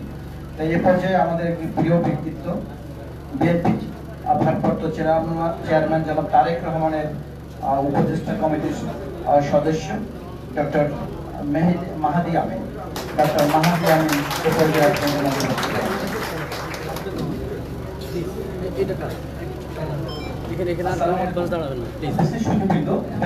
মিথ্যা মামলায় 60 লাখ আসামি মুক্তি কতদূর শীর্ষক আজকের আলোচনা সভায় আপনাদের সবাইকে উপস্থিত হওয়ার জন্য আন্তরিকভাবে ধন্যবাদ জানাচ্ছি। আমার বিশেষ কৃতজ্ঞতা আজকে আমাদের প্রধান অতিথি হিসেবে যিনি উপস্থিত হয়েছেন বিএনপি সিনিয়র যুগ্ম মহাসচিব, আমাদের সবার নেতা অ্যাডভোকেট রবীন্দ্র ঋষিকে, যার দিকে আমরা সবসময় তাকিয়ে থাকতাম। এই যে ফ্যাসিবাদ বিরুদ্ধে যে 16 বছরের সুদীর্ঘ সংগ্রাম, আমরা যে কণ্ঠের দিকে তাকিয়ে থাকতাম, যার বক্তব্য, যার বিবৃতি সারা বাংলাদেশকে আন্দোলন সংগ্রামে দিক নির্দেশনা দিয়েছে, ঐক্যবদ্ধ দিয়েছে, আমাদের সেই নেতা আজ ওনার সাথে ওনার সামনে দাঁড়িয়ে কথা বলতে যাচ্ছে, এটা অনেক বড় সৌভাগ্য। আমি আজকে আমাদের অনুষ্ঠানে যিনি সভাপতিত্ব করছেন সৈয়দ আব্দুল হামিদ ভাইকে বিশেষ কৃতজ্ঞতা জানাই, কারণ উনি শুধুমাত্র দৈনিক আমার দেশের নির্বাহী সম্পাদক হিসেবে অত্যন্ত প্রথিতযশা একজন সাংবাদিকই না, বহুমুখী প্রতিভার অধিকারী, যিনি ফ্যাসিবাদ বিরোধী আন্দোলনে অনেক বড় ভূমিকা রেখেছেন। আমাদের এখানে আজকে বিশেষ আলোচনা উপস্থিত হয়েছেন আমার অত্যন্ত সম্মানিত বড় ভাই অনেক দীর্ঘকাল ধরে তিনি আমাকে বড় ভাইয়ের মতো আগলে রেখেছেন, সহযোগিতা করেছেন। আজকে তিনি শুধুমাত্র আমাদের আন্তর্জাতিক বিষয় সম্পাদক না, ইন্টারন্যাশনাল কমিউনিটিতে ডিফারেন্ট প্ল্যাটফর্ম থেকে কাজ করছেন, ভূমিকা রাখছেন। রয়েছেন আজিজুল মালিক হেলাল ভাই, আমাদের বিএনপির তথ্য বিষয়ক সম্পাদক, অত্যন্ত জনপ্রিয় আরো একজন সাবেক ছাত্র নেতা, যিনি তৃণমূল থেকে সর্বোচ্চ পর্যায় পর্যন্ত বিশাল ভূমিকা রেখেছেন। আমাদের মাঝে রয়েছেন আসাদুল করিম শাহী ভাই, যিনি ঢাকা কলেজের সাবেক ছাত্র নেতা ছিলেন, বিএনপি সহপ্রচার সম্পাদক হিসেবে ভূমিকা রেখে যাচ্ছেন। এবং বিশেষ ধন্যবাদ জানাই, অত্যন্ত আন্তরিকভাবে আমাকে পরিচিত করে দিয়েছেন আমার প্রিয় ভাই সঞ্চালক যিনি পরিচিতের নামে প্রোগ্রামে এসেছি। এই যে খুবই রিলেভেন্ট বর্তমান জীবনে যেটা আমাদের সবার জন্য খুব প্রয়োজনীয় যে সমস্যাগুলো, সেগুলো নিয়ে প্রায় আলোচনার উদ্ভব হয়। এগুলো বাংলাদেশের সামনের দিকে এগিয়ে নিয়ে যাওয়ার জন্য অনেক বেশি প্রয়োজনীয়। আজকে আমরা যেখানে আমাদের টাইটেলের দিকে তাকাই যে ফ্যাসিবাদ বিরোধী মিথ্যা মামলা 60 লক্ষ আসামি, পৃথিবীতে অনেক দেশ আছে যেখানে হয়তো 60 লক্ষ মানুষও নাই, কিন্তু আমাদের 60 লক্ষ শুধুমাত্র আসামি। এর একটাই কারণ যে আমাদের এই যে সুবিশাল দল, তারপরে প্রতিটি অ্যাক্টিভ নেতাকর্মী এমন একটি বাংলাদেশ চেয়েছিল যেখানে গণমানুষের অধিকার থাকবে, স্বাধীনতা থাকবে, স্বচ্ছ এবং জবাবদিহিমূলক একটা সরকার ব্যবস্থা করবে। এবং তার একমাত্র উপায় গণতান্ত্রিক প্রক্রিয়া, গণমানুষের ভোটের অধিকার প্রতিষ্ঠা। সুতরাং গণমানুষের স্বাধীনতা এবং অধিকার প্রতিষ্ঠার জন্য, একটা সার্বভৌম বাংলাদেশ প্রতিষ্ঠার জন্য আমাদের যে সুদীর্ঘ সংগ্রাম, তার কারণেই কিন্তু আমাদের 60 লক্ষ নেতাকর্মী মিথ্যা মামলার শিকার হয়েছে। আমাদের এখানে যে সিনিয়র নেতৃবৃন্দ রয়েছেন, আপনারা যদি ওনার যে প্রত্যেকের জীবনের দিকে তাকান, গত 16 বছরে যে সংগ্রামী ভূমিকা ওনাদের ছিল, নিজেদের পরিবার পরিজন ছেলে প্রতিটা মুহূর্তে দেশের জন্য বিএনপি ভাই যে ত্যাগ, অসীম ভাই যে ত্যাগ, হেলাল ভাই যে ত্যাগ, প্রত্যেকে কিন্তু এই ধারাবাহিকতায় একটা বিএনপি জাতীয়তাবাদী আদর্শের প্রতিনিধি হিসেবে আমাদের সামনে তারা উজ্জ্বল দৃষ্টান্ত স্থাপন করছে। বিএনপি সেই দল যেটা তৃণমূল থেকে সর্বোচ্চ পর্যায়ে ফ্যাসিবাদের প্রথম 15 বছরে অনেক বিষয় ঘটেছে যেটা বাংলাদেশের আর কোনো রাজনৈতিক দলের সাথে ঘটে নাই। আমাদের অনেক নেতাকর্মী রয়েছেন যাদেরকে গুম করা হয়েছে, সবচেয়ে বেশি, হাজারেরও বেশি নেতাকর্মী। আমাদের বর্তমান স্ট্যান্ডিং কমিটির সদস্য সালাউদ্দিন ভাই সহ ইতিপূর্বে আমাদের এমপি ছিলেন ইলিয়াস আলী ভাইয়ের কথা আপনারা সবাই জানেন। আপনারা এমন অনেক নেতাকর্মী রয়েছেন একদম তৃণমূল থেকে সর্বোচ্চ পর্যায় পর্যন্ত, যাদেরকে রাজনৈতিকভাবে মোকাবেলা করতে না পেরে আওয়ামী লীগ গুম করেছে। আজকের এই রিপোর্ট এসেছে আমার দেশ পত্রিকা, আমরা দেখলাম বিএনপি 4771 জন নেতাকর্মী শহীদ হয়েছেন ফ্যাসিবাদ বিরোধী আন্দোলনে। এটা সুবিশাল সংখ্যা। আমরা শুধু সবচেয়ে বড় রাজনৈতিক দল না, সবচেয়ে বেশি মানবতা লঙ্ঘনের শিকার রাজনৈতিক দল। আমরা শুধু সবচেয়ে বেশি সমর্থকের দল না, সবচেয়ে বেশি মজলুম মানুষের দল। এই কারণেই আমাদের শুধু 60 লক্ষ নেতাকর্মী মিথ্যা মামলার শিকারী হন নাই, আমাদের এই বিএনপিরই কিন্তু আপনারা নিশ্চয়ই ভুলে যান নুরুজ্জামান জনের কথা, যার বুকে 15টি গুলি করার মাধ্যমে তার তাজা রক্তে সিক্ত ছিল ঢাকা। একজন মানুষকে মারতে কিন্তু একটা বেশি গুলি লাগে না, তাকে 15টা গুলি করা হয়েছিল ভয়ের একটা রাজ সৃষ্টি করার জন্য। আপনাদের নিশ্চয়ই নুরুর কথা মনে আছে, চট্টগ্রামে যার হাত পা চোখ বেঁধে লাশ ভাসিয়ে দেওয়া হয়েছিল কর্ণফুলী নদীতে। আমাদের এই দলে এমন অনেক নেতাকর্মী রয়েছেন যাদের ডান্ডা বেরি পরে বাবা মামা আর জানাজায় অংশগ্রহণ করতে হয়েছে, ডান্ডা বেরি পরে ইমামতি করতে হয়েছে। আমাদের দলে এমন অনেকে রয়েছে যাদেরকে কোনোভাবেই চিকিৎসা দেওয়া হয় নাই, কারাগারে তাদেরকে নির্যাতন করে মেরে ফেলা হয়েছে। এই দলেরই কিন্তু আমরা দেখেছি একজন ভোটার যিনি ধানের শীষে ভোট দিয়েছেন বলে ওই 4 সন্তানের জননী ওনাকে গণধর্ষণের শিকার হতে হয়েছে। সুতরাং এমন অনেক ধরনের নিপীড়ন নির্যাতনের শিকার আমরা হয়েছি, যেটা হয়তো অন্য কোনো রাজনৈতিক দল, এমনকি কোনো গণতান্ত্রিক শক্তিও কখনো বাংলাদেশে ধারণ করতে পারে নাই। আমাদের অনেক নেতাকর্মী রয়েছেন, আপনারাও নিশ্চয়ই এখানে আছেন, যারা বছরের পর বছর তাদের বাড়িতে যেতে পারেন নাই, ঘুমোতে পারেন নাই। এমন আছে 28 অক্টোবরের পরে হাওড়ে থেকেছেন, রাজপথে থেকেছেন। এমন আছে যে অনেকে সেই সময় আমরা দেখেছি চরাঞ্চলে ছিলেন, ধান খেতে ঘুমিয়েছেন। সুতরাং এই যে আমাদের 60 লক্ষ নেতাকর্মী যারা মিথ্যা মামলা শিকার হচ্ছেন, প্রত্যেকের জীবনে এক একটা গল্প রয়েছে। এই গল্প সংগ্রামের, এই গল্প একটা স্বাধীন সার্বভৌম বাংলাদেশ প্রতিষ্ঠার সংকল্পের। আমরা যদি সামনের দিকে এগিয়ে নিয়ে যেতে চাই বাংলাদেশকে, তাহলে অবশ্যই এই প্রত্যেকটা গল্পের স্বীকৃতি প্রয়োজন। আমাদের কেউ হয়তো স্বীকৃতির জন্য কাজ করেন নাই, কিন্তু বাংলাদেশকে যদি উপলব্ধি করতে হয় কি পটভূমির উপর দাঁড়িয়ে আমাদের এই 24-এর গণঅভ্যুত্থান হয়েছে, সেটা যদি নির্মমভাবে আমাদের অনুধাবন করতে হয়, তাহলে সেই পটভূমি, সেই প্রেক্ষাপটটাও আমাদের সবাইকে যাচাই করতে হবে এবং তাকেও অবশ্যই রাষ্ট্রীয় পর্যায়ে মূল্যায়ন করতে হবে। এই যে গণঅভ্যুত্থান, সেখানেও কিন্তু সবচেয়ে বেশি শহীদ হয়েছে আমাদের দল। ইতিপূর্বে আমরা দেখেছি আমাদের 500-এর বেশি নেতাকর্মী শহীদ হয়েছে। 16 জুলাই সর্বপ্রথম যেদিন আবু সাঈদ শহীদ হয়েছিলেন সেদিন কিন্তু আমাদের এই ছাত্রদল তারা চট্টগ্রামে অসীম আক্রমণ করেছিলেন। 17 তারিখে আমাদের পল্টন অফিসকে রেড দিয়ে সেখান থেকে হাজার হাজার নেতাকর্মীকে দেশ জুড়ে 3000-এর বেশি গ্রেফতার করা হয়েছিল। 17 জুলাই সেটা করার মূল কারণ কি ছিল? কোনোভাবে যেন বিএনপি গণ অভ্যুত্থানে তার জোরালো ভূমিকা রাখতে না পারে। কিন্তু তার মাধ্যমে কিন্তু স্তব্ধ করা যায় নাই বলে 18 জুলাই যেদিন নির্মুগ্ধ মারা যান সেদিনই কিন্তু আমাদের ছাত্র দলের 10 জনের বেশি শহীদ হয়েছিলেন একই সাথে। সুতরাং আমরা যদি 16 জুলাই থেকে একদম 5 আগস্ট পর্যন্ত দেখি, প্রতিটা দিন যারা শহীদ হয়েছেন তাদের যদি আমরা রাজনৈতিক পরিচয় দেখি, সবচেয়ে বেশি কিন্তু আমাদের বিএনপি নেতা কর্মীরাই। কিন্তু এটা নিয়ে কখনো আমরা বড়াই করি নাই, নিজেদের অবদান ছোট করে হলেও একটা বৃহত্তর জাতীয় ঐক্যের জন্য সবাইকে স্বীকৃতি দিয়েছি। কারণ এই গণ অভ্যুত্থানটা এককভাবে কোনো রাজনৈতিক দলের ছিল না, এই গণ অভ্যুত্থান ছিল সব শ্রেণী পেশার মানুষের। এখানে যেমন রিক্সা চালক ছিল, ছিন্নমূল ছিল, এখানে যেমন অনেক গার্ডিয়ান ছিলেন, অনেক রিটায়ার্ড অফিসার ছিলেন, এখানে কৃষিবিদ ছিলেন, এখানে ডাক্তার ছিলেন, ইঞ্জিনিয়ার ছিলেন, প্রবাসীরা ছিলেন, এখানে শিক্ষাবিদ ছিলেন, এখানে সাংবাদিক ছিলেন। সকল শ্রেণী পেশার মানুষ ঐক্যবদ্ধ হয়েছিলেন। ঐক্যবদ্ধ হয়ে বিএনপি এবং সকল গণতন্ত্রের পক্ষে রাজনৈতিক শক্তির সাথে কাঁধে কাঁধ মিলে রাজপথে নেমে এসেছিলেন। এবং ইতিহাস সাক্ষ্য দেয়, প্রথম 15 বছরে বিএনপি ফ্যাসিবাদ বিরোধী যে আন্দোলন করেছে, দুর্বার আন্দোলন, অনিঃশেষ ত্যাগ সংগ্রাম করেছে, এত কিছু করার পরও সরকারের পতন হয়নি। তার একটাই কারণ, পৃথিবীর কোন দেশে কোন গণতান্ত্রিক বিরোধী দল এককভাবে কোন ফ্যাসিবাদী সরকারের পতন ঘটাতে পারে নাই। যখন একটি ফ্যাসিবাদী সরকারের বিরুদ্ধে একটি গণতান্ত্রিক রাজনৈতিক দল থাকে, তখন তার সকল শ্রেণী পেশার মানুষের অংশগ্রহণের মাধ্যমে একটা গণ অভ্যুত্থানের প্রয়োজন হয়। সেটাই কিন্তু আমরা 2024 সালে জুলাই এবং আগস্টে দেখেছি, যেখানে ঠিক গত 15 বছর মতন বিএনপি এবং যুগপৎ আন্দোলনের শরিক সব রাজনৈতিক দল মাঠে ছিল, তার সাথে সব শ্রেণী পেশার মানুষেরা, বিশেষত আমাদের বিরোচিত ছাত্ররা নেমে এসেছিলেন এবং আমরা সবাই মিলে কাঁধে কাঁধ মিলিয়ে এই ফ্যাসিবাদের পতন ঘটিয়েছি। সুতরাং উপস্থিত সুধীবৃন্দ, আমাদের এই গণ অভ্যুত্থান এককভাবে যেমন কোনো রাজনৈতিক দলের না, এককভাবে কোনো গোষ্ঠীর না, এটা এমন একটি অর্জন যেখানে একদিকে ছিল বাংলাদেশ, আরেকদিকে ছিল ফ্যাসিবাদ। সুতরাং ফ্যাসিবাদের বিরুদ্ধে পুরো বাংলাদেশ এক হয়েছিল।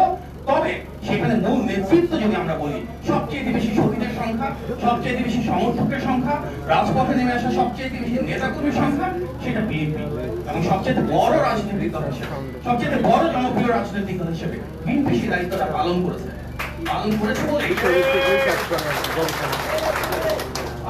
বলে আমরা দেখেছি 5ই আগস্ট যখন সরকারের পতন হলো, সবার আগে কিন্তু আমাদের সেই নেতার বক্তব্য প্রচার হয়েছিল, যার বক্তব্য রাজনৈতিকভাবে ওনাকে মোকাবেলা করতে না পেরে আইন এবং আদালতের মাধ্যমে আমাদের দমন করেছিল। কারণ কি, আমাদের নেতা বিএনপির ভারপ্রাপ্ত চেয়ারম্যান তারেক রহমান, আপনারা দেখেছেন শুধুমাত্র পাবলিকলি ওনার বক্তব্য বিবৃতিতে উনি কিভাবে ওনার ফেসবুক এবং টুইটারের মাধ্যমে সারা বাংলাদেশকে একত্রিত করেছেন। কিন্তু তার পেছনেও উনি সম্ভবত এই 3 বা 4 ঘন্টা ঘুমানোর বাইরে পুরোটা টাইম বাংলাদেশের জন্য কাজ করেছেন। রিজভী ভাই আছেন, উনি দেখেছেন ওনার কিভাবে রিজভী ভাইয়ের নির্দেশনা এবং নেতৃত্বে যেমন তারেক রহমানের নেতৃত্ব বাংলাদেশে আমরা উনি পৌঁছে দিয়েছিলেন। সুতরাং আমরা যখন একটা নির্মোহ জরিপের মাধ্যমে, পর্যালোচনার মাধ্যমে এই গণ অভ্যুত্থান কিভাবে হলো, তার প্রেক্ষাপট গত 15 বছরে কিভাবে তৈরি হলো, সেটা তৈরি করতে পারবো, তখনই আমরা গণ অভ্যুত্থানের আকাঙ্ক্ষাটাকে ধারণ করতে পারবো। আর সেই গণ অভ্যুত্থানের আকাঙ্ক্ষা ছিল কি? সংবিধানের সংশোধন না, গণ অভ্যুত্থানের আকাঙ্ক্ষা ছিল এমন একটা সরকার যেটা জবাবদিহিমূলক হবে। আর সেই জবাবদিহিমূলক সরকার 16 বছর হয় নাই, কারণ পরপর 3টা নির্বাচন হয়েছে, একটা বিনা ভোটের নির্বাচন, একটা নিশিরাতের নির্বাচন, আর একটা ডামি নির্বাচন। যে নির্বাচনকে নামে নির্বাচনে পাঠিয়ে সেখানে গণমানুষের ভোটের অধিকারকে দিয়ে ফ্যাসিবাদ কায়েম করা হয়েছে। তার মানে ফ্যাসিবাদের মৌলিক কারণ সংবিধান সংশোধন ছিল না, ফ্যাসিবাদের মৌলিক কারণ ছিল ভোটের অধিকার হরণ করা। আমরা যদি সেই বাংলাদেশ গড়ে তুলতে চাই, আমাদের সেই এমন একটা নির্বাচন প্রয়োজন, আমাদের একটা সরকার প্রয়োজন যা জনগণের ম্যান্ডেট থাকবে, সেই নির্বাচিত সরকারের জনগণের আকাঙ্ক্ষা প্রতিফলন করবে। আজকে যে জাতীয় ঐক্যের কথা বলা হচ্ছে, সেই জাতীয় ঐক্য কিন্তু সবার আগে আমাদের অ্যাক্টিং চেয়ারম্যান জনাব তারেক রহমানের নেতৃত্বে হয়েছিল। সেই জাতীয় ঐক্যের কারণেই কিন্তু আমরা 2023 সালে যুগপৎ আন্দোলনের শরিক সকল রাজনৈতিক দল এক হয়ে সেই ঐতিহাসিক আমাদের 31 দফা পেয়েছিলাম ওনার কাছ থেকে। আজকে এই সংস্কার নিয়ে কথা বলা হচ্ছে, সকল সংস্কারের প্রেক্ষাপট কিন্তু সেই 31 দফা। বাংলাদেশে যতগুলো যৌক্তিক বাস্তবসম্মত সংস্কারের কথা বলা হচ্ছে, প্রায় প্রত্যেকটা আমাদের 31 দফা থেকে এসেছে। সুতরাং বর্তমান বাংলাদেশের প্রেক্ষাপটে যে কোনো সংস্কার প্রস্তাবনার প্রধান প্রস্তাবক এবং ধারক আমাদের এই দল বিএনপি। এই সংস্কারের জন্য কিন্তু আমাদের নেত্রী দেশনেত্রী বেগম খালেদা জিয়া 2016 সালে সর্বপ্রথম ভিশন 2030 প্রণয়ন করেছিলেন। কারণ তখনই তিনি উপলব্ধি করেছিলেন যে আমাদের যে গুম খুন হামলা মামলার উপর যে সংগ্রাম যাচ্ছে, একদিন এই ফ্যাসিবাদের পতন ঘটবে এবং পরবর্তীতে অবশ্যই জনগণের ভোটের অধিকার প্রতিষ্ঠা হলে ভেঙে পড়া এই রাষ্ট্র কাঠামো মেরামতের দায়িত্ব বাংলাদেশের সবচেয়ে বড় এবং জনপ্রিয় রাজনৈতিক দল হিসেবে বিএনপি পালন করবে ইনশাআল্লাহ। সেই বিশ্বাস, সেই আস্থা থেকে আমাদের নেত্রী ভিশন 2030 প্রণয়ন করেছিলেন, আমাদের নেতা 31 দফা প্রণয়ন করেছিলেন এবং সে কারণেই কিন্তু এটা জানতো বলেই আওয়ামী লীগ আমরা দেখেছি কিভাবে ওনাদের উপর আঘাত নেমে এসেছিল। আমাদের নেত্রীকে চিকিৎসা থেকে বঞ্চিত করা হয়েছে, আমাদের নেত্রীকে ধরে নিয়ে কিভাবে আমরা দেখেছি যে ওনার স্মৃতি বিজড়িত বাড়িকে উচ্ছেদ করা হয়েছে, ওনাকে নিয়ে মামলা থেকে ভয়াবহ যেসব সাজানো মামলা ছিল সেখানে অ্যারেস্ট করে রাখা হয়েছে বছরের পর বছর ধরে প্রাপ্য চিকিৎসা থেকে তুলে রেখে। আমরা দেখেছি কি আমাদের নেতা জনাব তারেক রহমানকে রাজনৈতিকভাবে মোকাবেলা করতে ব্যর্থ হয়ে ওনাকে আইন আদালতের মাধ্যমে ওনার বাক স্বাধীনতা কেড়ে নেওয়া হয়েছে। এটাও নজিরবিহীন। শুধুমাত্র ওনাকে না, ওনার স্ত্রীকে, একটা অত্যন্ত জনপ্রিয় চিকিৎসক, ওনাকে ওনার চাকরি থেকে চ্যুত করা হয়েছিল। আমরা দেখেছি তারেক রহমানের শাশুড়িকেও মিথ্যা মামলা থেকে রেহাই দেওয়া হয়নি। তারেক রহমানের ভাইকেও এই দেশের জন্য, এই দেশের গণতন্ত্রের জন্য জীবন দিতে হয়েছে। আজকে আমরা যে এখানে যারা রয়েছি, গণতন্ত্রের পক্ষে প্রতিটি মানুষের জীবনে একটা গল্প রয়েছে, হয়তো এক একজনের এক এক রকম। এই গল্প সংগ্রামের, এই গল্প ত্যাগের, এই গল্প বাংলাদেশের প্রতি মমত্ববোধ এবং দেশপ্রেমের। তবে এই প্রতিটি গল্পের হয়তো আবর্তন গিয়ে যে পরিবারের উপর পড়ে সেটা হচ্ছে জিয়া পরিবার। বাংলাদেশের ইতিহাসে সবচেয়ে বেশি ত্যাগ যারা এই দেশের স্বাধীনতা, সার্বভৌমত্ব ও গণতন্ত্রের জন্য করেছেন। আর সেই গণতন্ত্র তখনই প্রতিষ্ঠা হবে যখন জনগণের ভোটের অধিকার আসবে এবং আমরা সবাই ইনশাআল্লাহ আমাদের নেতা এবং নেত্রী প্রণীত 31 দফার আলোকে আবারও সেই উন্নয়ন এবং উৎপাদনের রাজনীতি নিশ্চিত করব, স্বাধীন এবং সার্বভৌম বাংলাদেশ প্রতিষ্ঠা করব এবং সুনিশ্চিত করব আমরা স্বাধীন দেশের স্বাধীন নাগরিক হিসেবে রাষ্ট্রীয় মালিকানা জনগণ হিসেবে ফেরত পাই ইনশাআল্লাহ। আসুন সেই বাংলাদেশ আমরা সবাই ফেরত যাই এবং ইনশাআল্লাহ কাঁধে কাঁধ মিলিয়ে গণতান্ত্রিক বাংলাদেশে 31 দফার আলোকে একটি জনসম্পৃক্ত এবং জনবান্ধব সরকার প্রতিষ্ঠা যার যার জায়গা থেকে হয়ে গেল ইনশাআল্লাহ। ধন্যবাদ। আসসালামু আলাইকুম।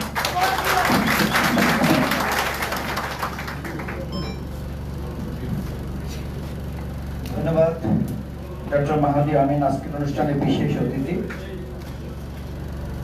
আমাদের অনুষ্ঠানে উপস্থিত আছেন মোহাম্মদ ইকবাল হোসেন, সহসভাপতি, ঢাকা মহানগর উত্তর স্বেচ্ছাসেবক দল, মোহাম্মদ রুস্তম আলী, সদস্য সচিব, মিরপুর থানা স্বেচ্ছাসেবক দল, মোহাম্মদ তারেকুজ্জামান, সহসভাপতি, বাংলাদেশ জাতীয়তাবাদী ছাত্র দল, মোহাম্মদ জাকির হোসেন পাটোয়ারি, সাবেক ছাত্র নেতা, মোহাম্মদ আবু জাফর, সহসভাপতি, বাংলাদেশ জাতীয়তাবাদী ছাত্র দল,